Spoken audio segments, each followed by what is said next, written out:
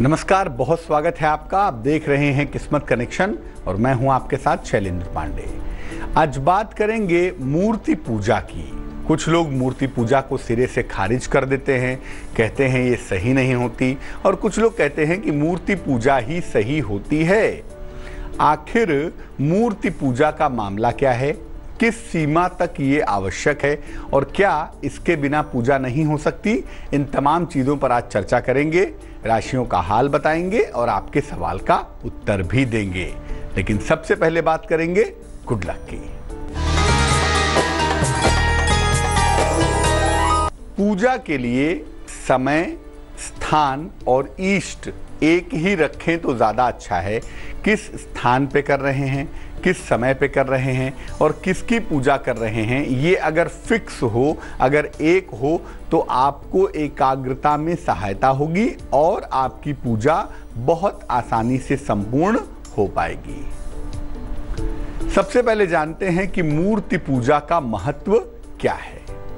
देखिए, अगर हम हिंदू धर्म की बात करें, हिंदू परंपरा की बात करें, तो पूजा उपासना की तमाम पद्धतियां प्रचलित हैं। इसमें साकार की पूजा भी है और निराकार की पूजा भी है। जब हम ईश्वर के साकार रूप की पूजा करते हैं तो हम मूर्ति पूजा करते हैं, और साकार ईश्वर की पूजा में, साकार ब्रह्म की पूजा में बिना मूर्ति के या बिना किसी सिंबल के, बिना किसी प्रतीक के पूजा नहीं हो सकती। निराकार ब्रह्म की पूजा में आप ध्यान से, स्मरण से, चिंतन से पूजा कर सकते हैं। लेकिन जब बात साकार उपासना की आती है तो या तो कोई मूर्ति चाहिए, या तो कोई चित्र चाहिए, या तो कोई प्रतीक चाहिए, और उसी माध्यम से आप साकार ईश्वर की पूजा कर पाते हैं। मूर्ति पूजा पर और भी बातें आपको बताएंगे, लेकिन फिलहाल मेष, वृष और मिथुन राशि का राशिफल।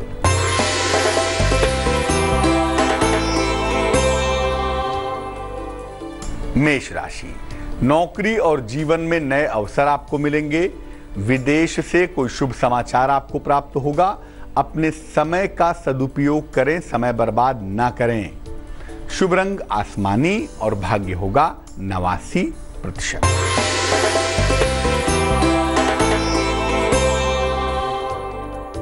वृष राशि, संपत्ति को लेकर परिवार में विवाद हो सकते हैं। वाहन दुर्घटना की संभावना बन रही है और मन परेशान है। मन को शांत बनाए रखें। शुभ रंग नीला है और भाग्य है 60%।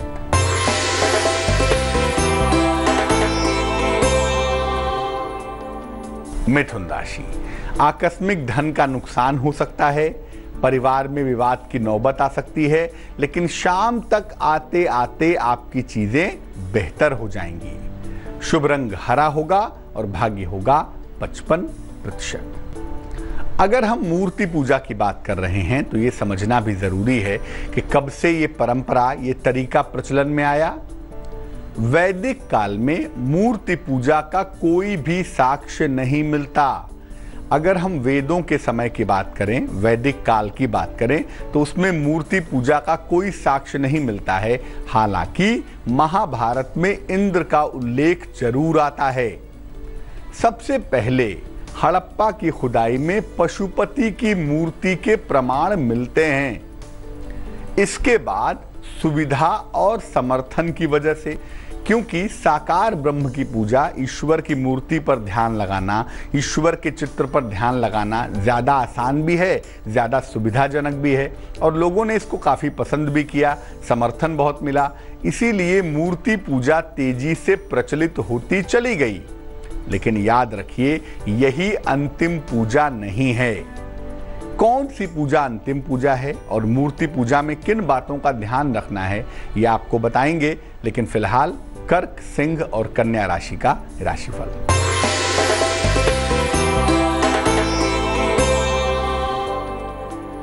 कर्क राशि, मुकदमों में विजय मिलेगी। पारिवारिक सहयोग आपको मिलेगा। यात्रा की प्रबल संभावना भी बन पा रही है।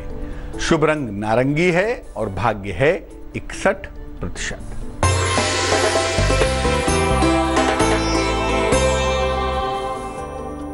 सिंह राशि, आलस्य से भरा हुआ दिन दिख रहा है। जीवन साथी के साथ तनाव हो सकता है, यात्रा करने से बचाव करें। शुभ रंग नीला है और भाग्य है 59%।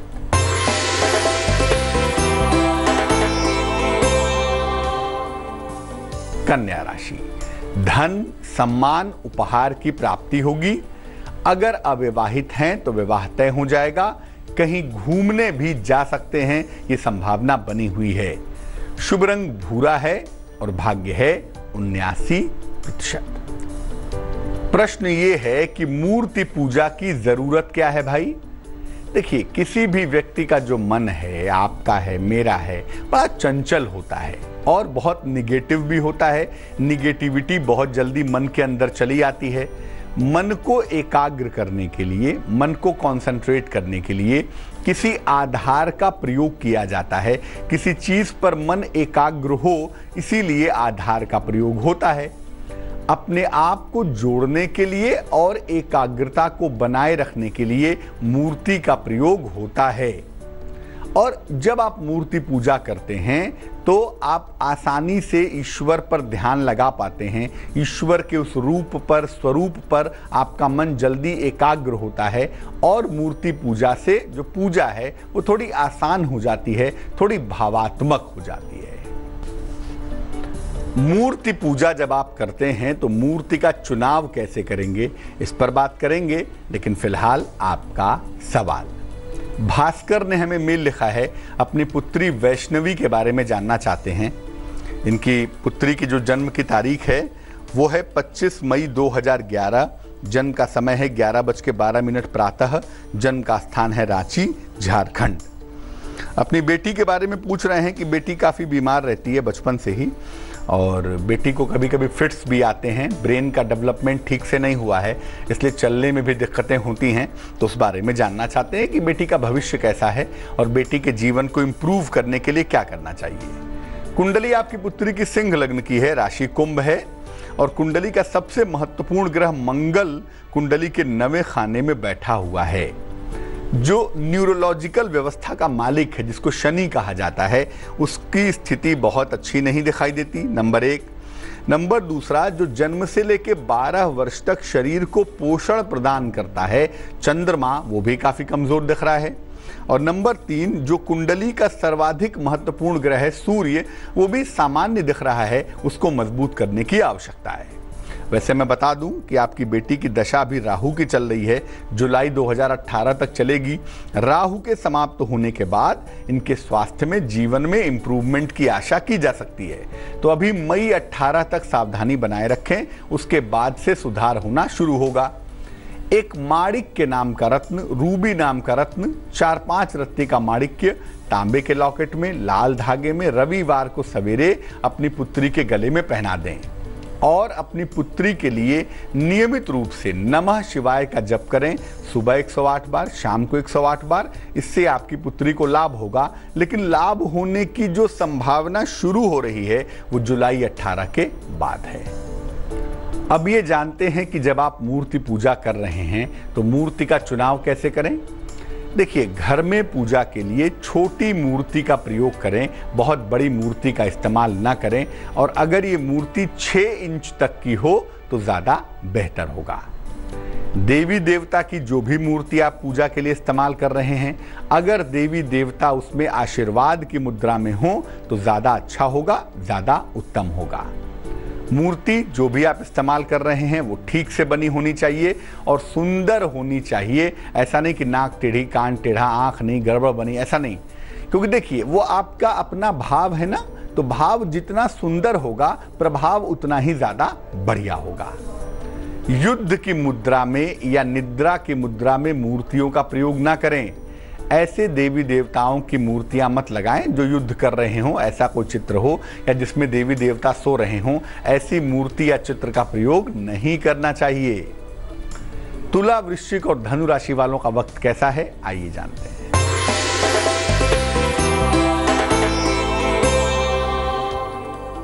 तुला राशि, जीवन साथी का सहयोग मिलेगा, माता पिता का स्वास्थ्य बेहतर होगा, रुका हुआ काम बनता हुआ भी दिखाई देगा। शुभ रंग गुलाबी और भाग्य होगा 87%।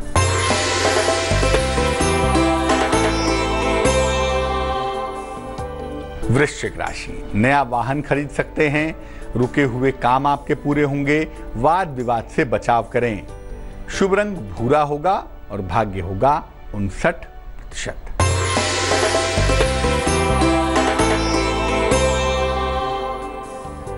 धनु राशि, जीवन में प्रेम की शुरुआत होगी, नौकरी में प्रमोशन के योग बनेंगे, गरीबों की सहायता करें तो बहुत अच्छा है।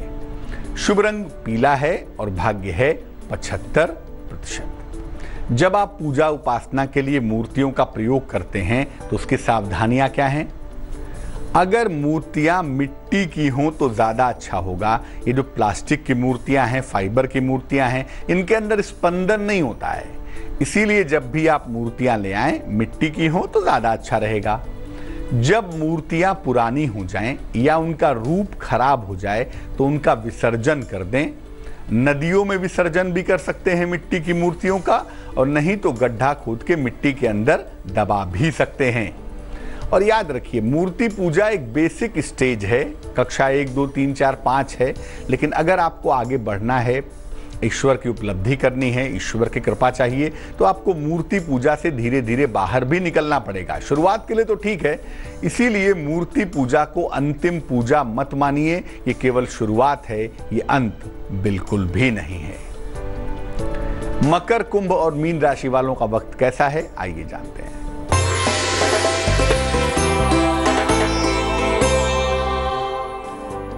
मकर राशि, आर्थिक पक्ष मजबूत होगा, कारोबार में विस्तार के योग बन रहे हैं, अहंकार से बचाव करें। शुभ रंग क्रीम है और भाग्य है 90%।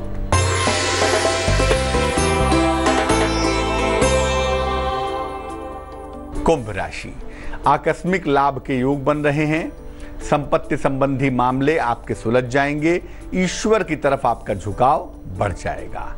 शुभ रंग धानी और भाग्य होगा 93%।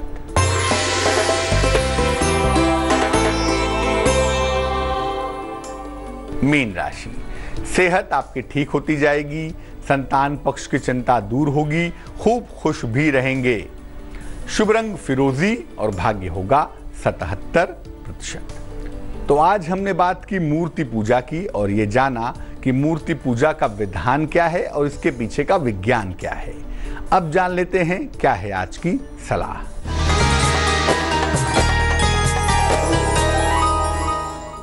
घर में जो भी शीशे हैं, आईने हैं, दर्पण हैं, इनको बिल्कुल साफ सुथरा और चमकदार रखिए।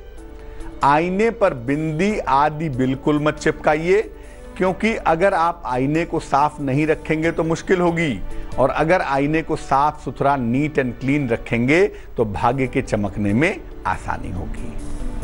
तो आज के लिए किस्मत कनेक्शन में बस इतना ही। मुझे दीजिए इजाजत। खूब स्वस्थ रहिए, खूब प्रसन्न रहिए, अपना बहुत ध्यान रखिए और आगे देखिए रिश्तों की कहानी संजय सिन्हा के साथ। नमस्कार।